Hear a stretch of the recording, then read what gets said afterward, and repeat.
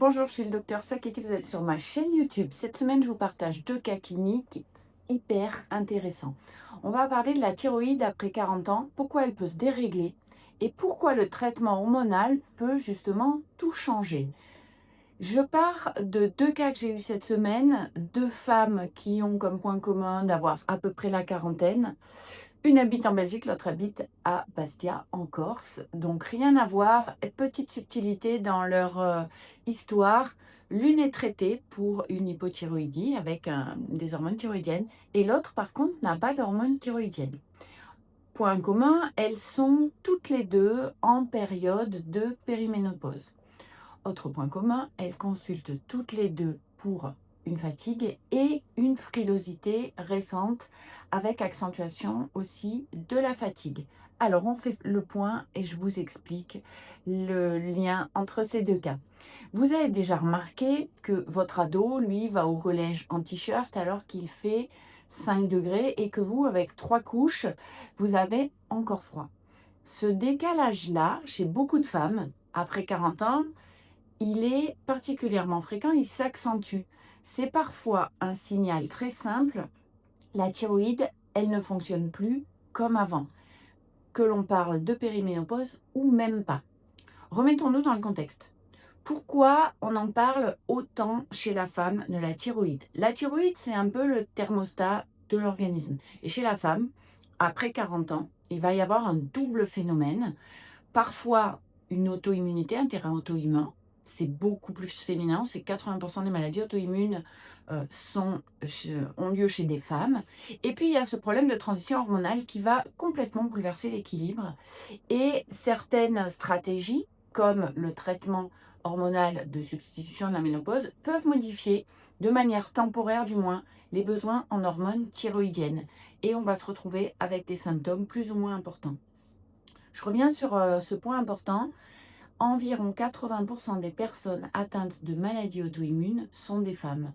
On en reparlera probablement dans une prochaine vidéo, mais c'est important de garder ça en tête. Petit point micronutrition, maladie auto-immune, un seul complément alimentaire pour moi, enfin le prioritaire, c'est la vitamine D. Je reviens sur ma thyroïde. La thyroïde, elle vieillit. On a une baisse des réserves et des symptômes qui vont apparaître. Première explication la plus sous-estimée par rapport à mes 2 cas cliniques, donc ce baisse de fonctionnement de la thyroïde. Première explication la plus sous-estimée, la thyroïde, elle vieillit en quelque sorte. Avec l'âge, l'axe entre l'hypothalamus, l'hypophyse et la thyroïde se modifie, la réserve fonctionnelle peut diminuer et en conséquence, une femme qui jusque-là compensait très bien, autour de 30-35 ans, elle peut commencer à avoir des symptômes autour de 40 ans. Quels sont ces symptômes? C'est des symptômes hyper classiques, c'est assez banal, mais c'est très typique. Il y a la frilosité, les extrémités froides, les pieds et les mains. Une fatigue qui n'est pas très cohérente, pas très logique, même par rapport à des nuits de sommeil qui paraissent à peu près correctes. Une prise de poids ou l'impossibilité de perdre du poids malgré des efforts importants. Les cheveux également, une chute de cheveux, des ongles cassants, une peau plus sèche, un ralentissement, une fatigue au quotidien, une constipation aussi au niveau du transit et parfois même le moral est impacté, il est plus bas, on peut être plus irritable et ça peut accentuer le brouillard mental. Le problème, c'est que ces symptômes, ils vont se confondre assez facilement avec ceux de la périménopause. Et si on ne pense pas à la thyroïde, ben finalement, on va complètement passer à côté. Il y a un point clé à comprendre, c'est que les œstrogènes peuvent vraiment changer la donne. Et je vais vous expliquer en quoi, à cette période-là, ça peut venir finalement bouleverser un petit peu l'équilibre précaire que l'on avait. C'est important quand on introduit un traitement hormonal, pour la ménopause ou même dès la périménopause chez certaines femmes, de comprendre le fonctionnement des œstrogènes parce que les œstrogènes vont modifier finalement, souvent de manière temporaire heureusement, la biologie de la thyroïde. Il y a une plus grande fraction d'hormones qui se trouvent attachées, liées, et la fraction libre peut baisser chez certaines patientes. Ça, c'est encore plus vrai chez les patientes qui sont déjà traitées par hormones thyroïdiennes. Plusieurs travaux ont montré qu'un traitement par œstrogène peut entraîner une augmentation de la TSH, qui est l'hormone que l'on va surveiller dans le sang pour voir le fonctionnement de la thyroïde, et donc un besoin accru finalement en hormones thyroïdiennes chez des femmes qui étaient hypothyroïdiennes. Là, j'espère que je ne vous ai pas perdu. Donc, une patiente, elle peut être stable depuis des années, avec un traitement depuis 15-20 ans. Et lors de l'introduction ou de la modification d'un traitement hormonal, notamment avec des oestrogènes, elle va se remettre à avoir froid, à être un peu plus fatiguée, être ralentie ou constipée, à perdre ses cheveux. Le poids va stagner ou augmenter et on se dit ben, c'est logique, c'est les symptômes de la périménopause ou de la ménopause. Alors que parfois, c'est juste la dose de T4, de thyroxine, qui n'est plus complètement adaptée à ce nouvel équilibre de transport.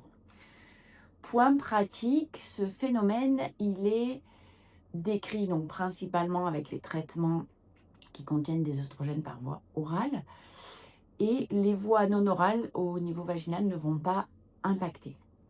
Autre point très intéressant, c'est temporaire. Donc ça ne nécessite pas d'arrêter le traitement hormonal de substitution de la périménopause et de la ménopause.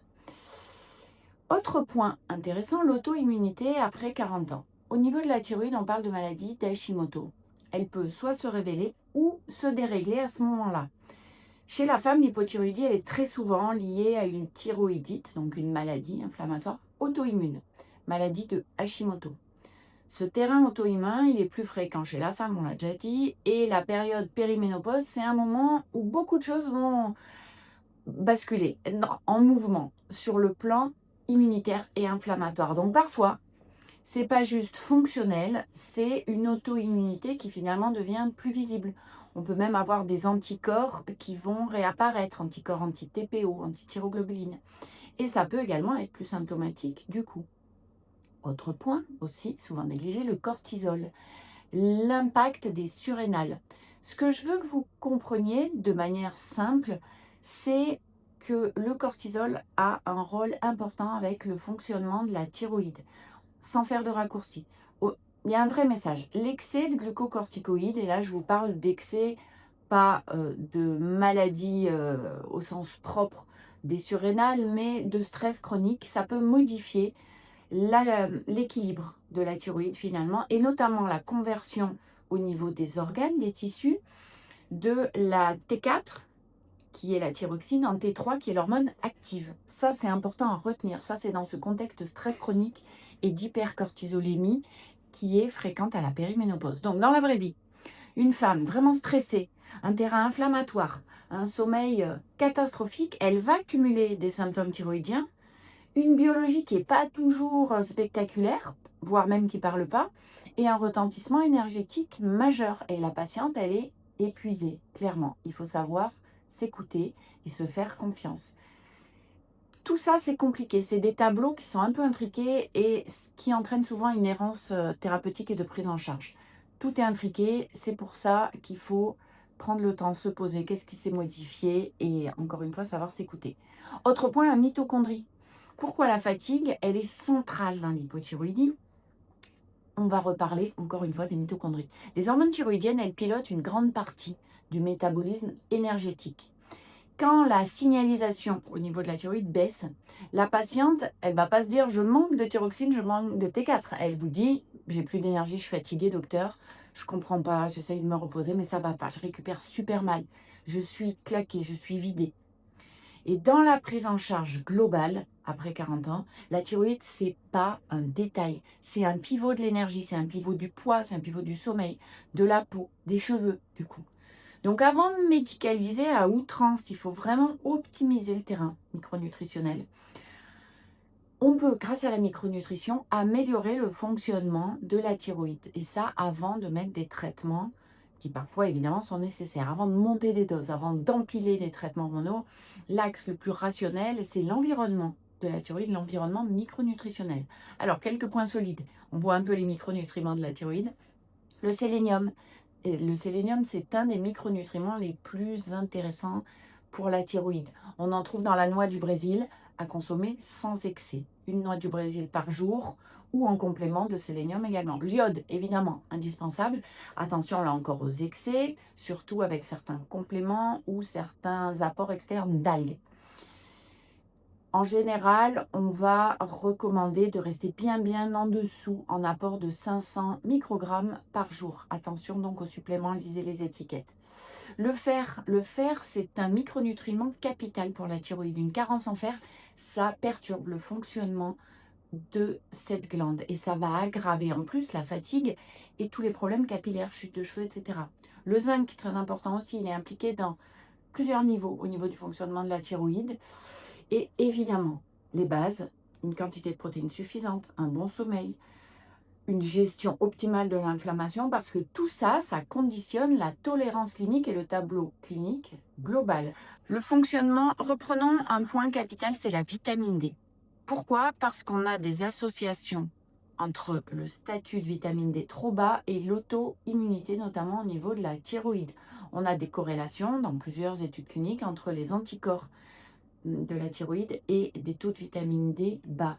Donc, point important aussi sur l'environnement micronutritionnel par la thyroïde, surveillez vos taux de vitamine D. Donc, si vous avez plus de 40 ans, que vous avez froid tout le temps, ou plus qu'avant, que vous vous sentez vraiment fatigué, vous perdez vos cheveux, le poids résiste, il y a des petits bourrelets que vous n'arrivez pas à perdre, ne mettez pas tout sur le dos de la ménopause, parce que la thyroïde peut avoir un rôle important et ça peut être la pièce manquante. Surtout si vous avez commencé récemment ou modifié récemment un traitement hormonal. Pour mes 2 patientes, il y en a une qui n'avait pas du tout de problème thyroïdien et même pas de problème actuel, pas de dérèglement dû à sa périménopause. Et pour l'autre, au contraire, elle avait eu la chance de trouver un gynéco qui avait commencé à mettre en place un traitement hormonal puisqu'elle avait des signes très importants liés à la baisse des oestrogènes. Malheureusement, cette patiente, elle avait un terrain auto-immun, elle avait une thyroïdite équilibrée depuis plus de 20 ans, elle n'avait même pas pensé d'ailleurs à lui en parler. Et au moment où les oestrogènes ont été introduits, elle s'est retrouvée particulièrement frileuse, plus fatiguée. Elle a mis du temps à faire le point et à venir me poser la question. Et pourquoi? Parce que tout simplement, beaucoup de femmes, pour ne pas dire toutes les femmes, sont extrêmement résilientes. Donc elles s'adaptent. Elles sont un peu plus fatiguées, mais elles continuent. Voilà, donc ces 2 cas cliniques de la semaine m'ont donné envie de vous parler de ce sujet que je trouve juste passionnant et tellement sous-coté, tellement sous-estimé. Si ce type de sujet vous a plu, abonnez-vous à la chaîne YouTube et moi je vous dis à très très bientôt. Prenez soin de vous.